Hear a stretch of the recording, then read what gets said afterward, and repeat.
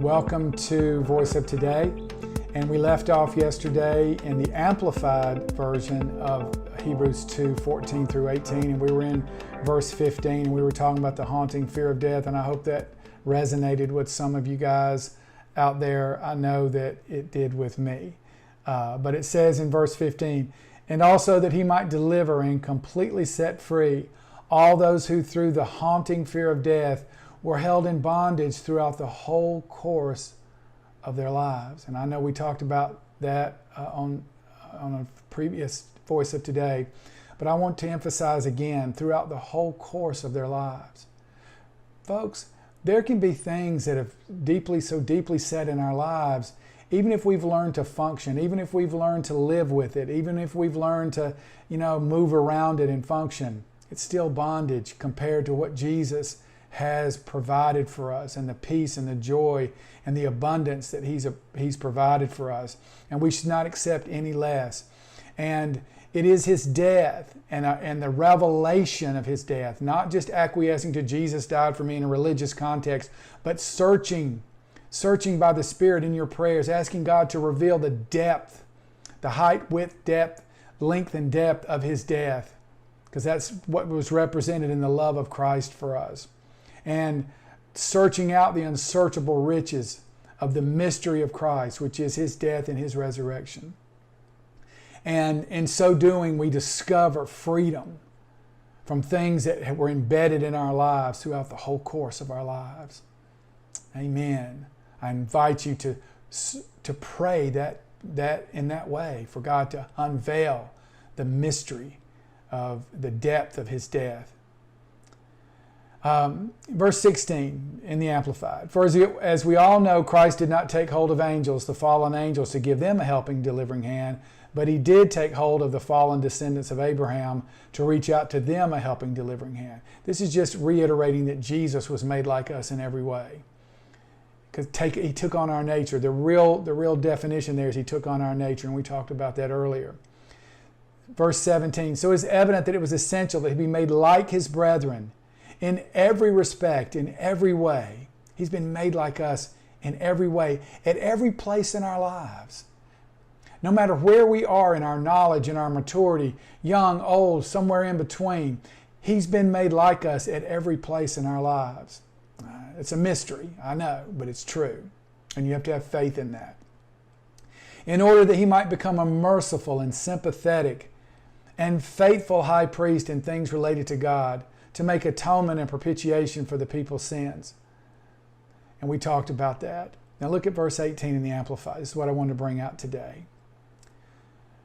And we talked about this earlier, but the Amplified brings it out in such a rich way. For because He Himself in His humanity, in our nature, right, has suffered. He has suffered. So many people want to suffer for Jesus. He suffered for us.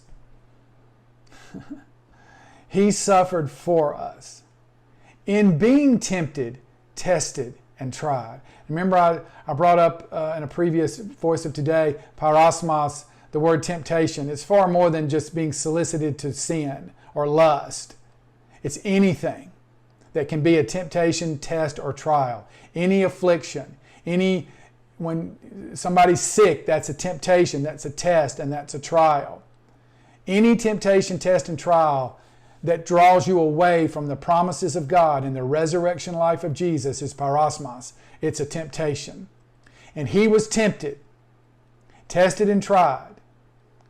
He is able immediately to run to the cry of, assist, and relieve those who are being tempted, tested, and tried, and who are therefore being exposed to suffering.